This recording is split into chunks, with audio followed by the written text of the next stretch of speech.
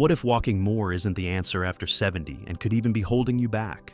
For decades, we've been told to walk more to stay healthy, but now, many doctors are stepping forward with a different message. Walk less and start focusing on the things that actually protect your health after 70.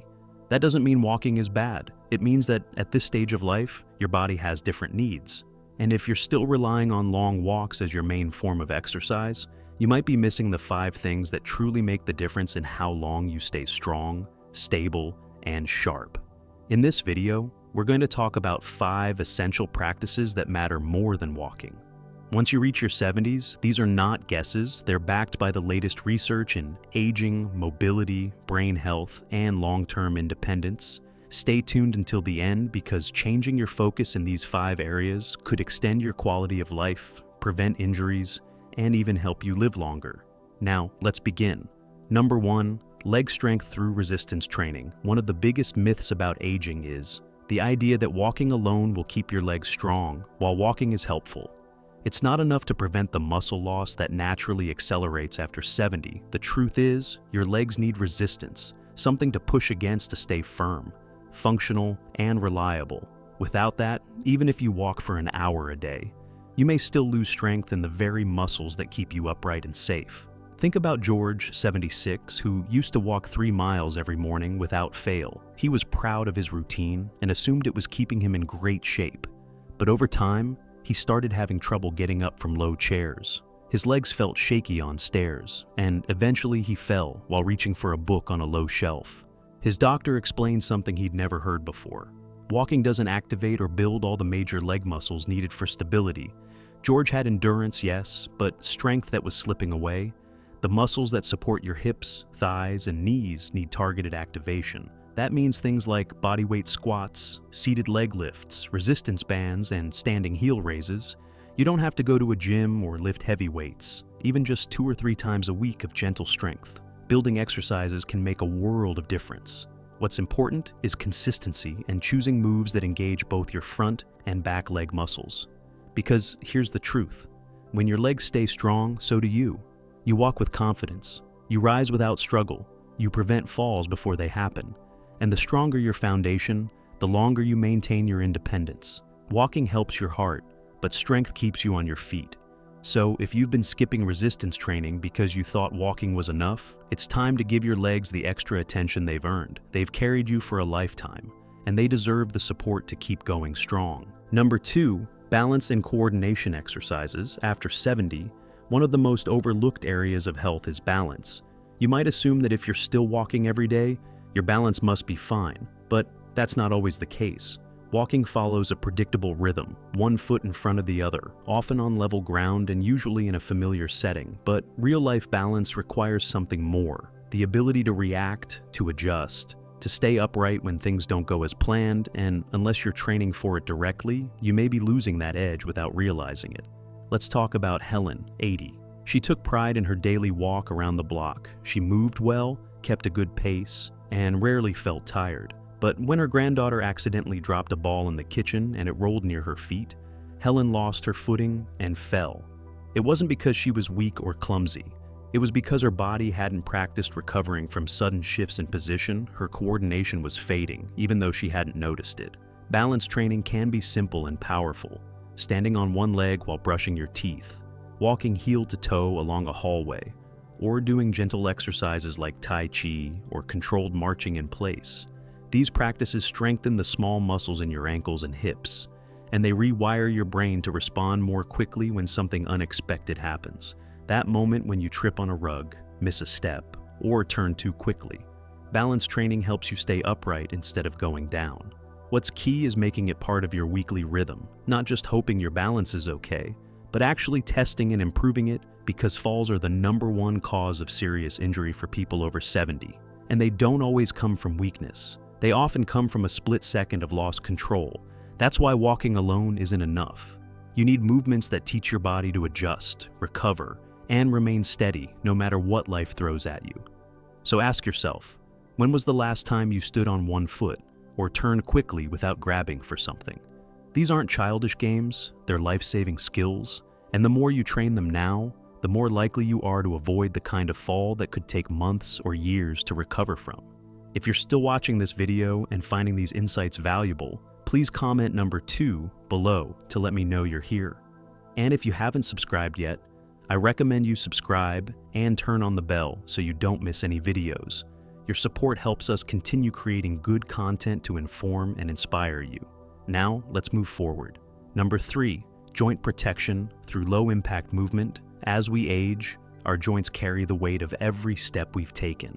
Decades of movement, effort, and wear. And while walking has benefits, too much of it, especially on hard surfaces, can slowly grind down the cartilage in your knees, hips, and ankles. After 70, it's not just about moving more, it's about moving smarter, and for many older adults, reducing repetitive impact and shifting to joint-friendly movement is one of the most important changes they can make. Consider Martin, 73, who used to walk 5 miles a day around his neighborhood. It was his favorite routine, but over time, his knees began to ache. He started hearing more cracking sounds when he stood up. Stairs became harder, and eventually he stopped walking as far. Because he wanted to, but because it hurt. His doctor told him something surprising. The problem wasn't his activity, it was the way he was doing it. Long walks on concrete with stiff joints were putting slow, consistent stress on already aging cartilage. That's why low-impact movement becomes critical after 70.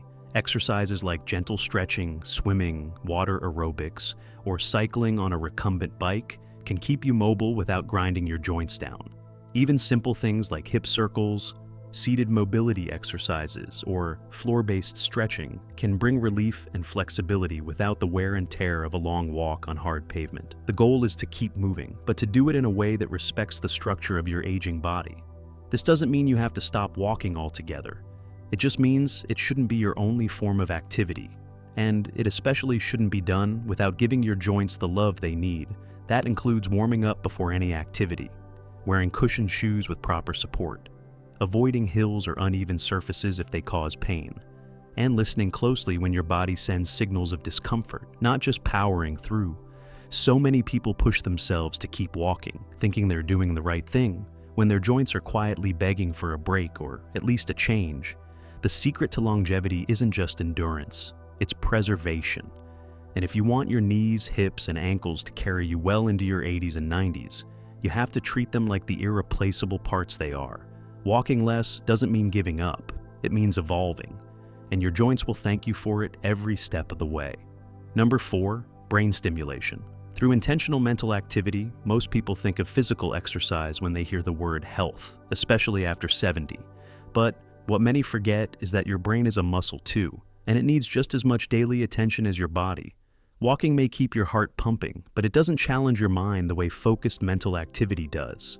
And for seniors who want to stay sharp, alert, and mentally resilient. Ignoring brain stimulation is one of the biggest mistakes they can make. Take Barbara, 79, for example. She walked every morning, read the newspaper, and kept up with her house chores, but she noticed something unsettling. She was forgetting names more often, losing track of conversations, and struggling to recall what she had planned for the day.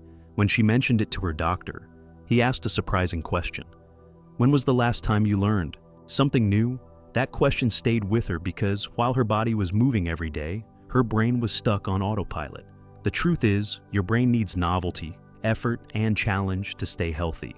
Activities like learning a new card game, trying out a new recipe, writing a letter by hand, or even learning a few phrases in a different language can light up areas of your brain that haven't been used in years. And it's not about doing it perfectly. It's about doing it actively, engaging your memory, your logic, your creativity, and your attention span. All build cognitive reserves that can help delay or even prevent the signs of mental decline. There's also a growing body of research showing that purposeful mental activity done regularly can improve mood, increase energy, and reduce the risk of depression, which is often underdiagnosed in older adults. And unlike walking, which can become routine and passive, mental activity forces your brain to stretch and adapt.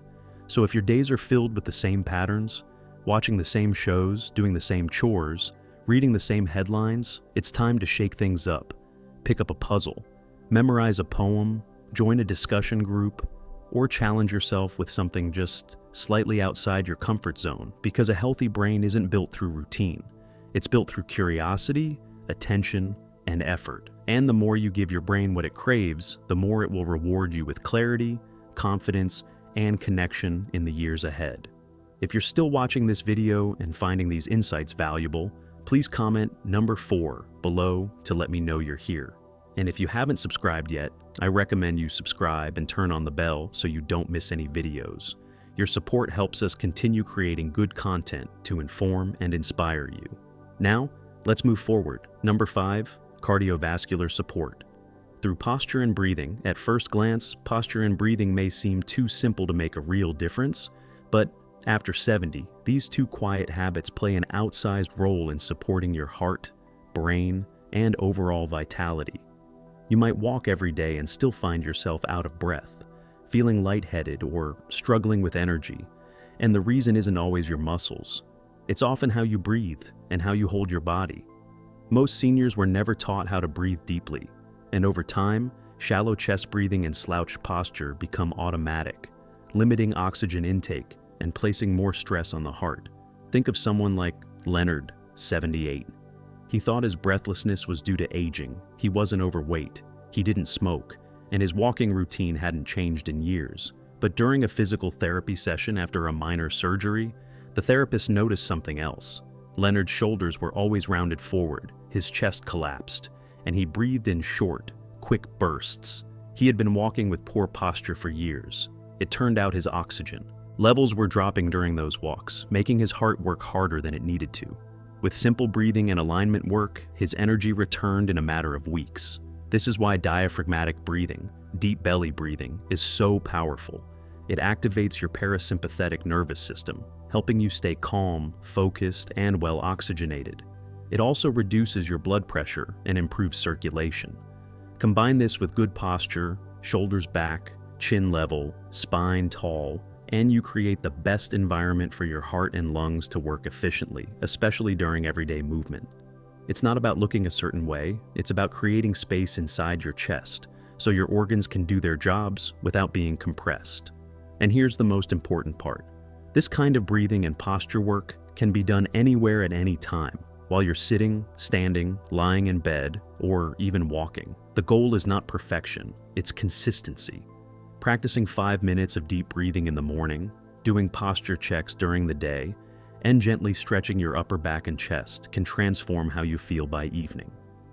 These are not flashy exercises, but they are the foundation for energy, calm, and cardiovascular ease. So, the next time you find yourself feeling winded or sluggish, even after exercise, don't just blame age. Pay attention to how you're sitting, how you're standing, and most of all, how you're breathing. Because sometimes the biggest difference in how long and well you live comes not from how far you walk, but from how deeply you breathe while standing still. Final thoughts? Now that you've heard these 5 essential shifts, it's time to reflect on what they mean for you. Walking has its place, but after 70, your health depends on more than just steps. It depends on the strength in your legs, the steadiness of your balance, the care you give to your joints, the attention you give your mind, and the air you allow yourself to fully breathe. Every one of these areas is connected to how long you'll live, and more importantly, how well you'll live while you're still here. Many people continue doing what they've always done, not realizing their bodies have changed. But you're not the same person you were at 50 or even 60. And that's not something to fear, it's something to respect. Your body is wiser, more delicate in some ways, and more powerful in others.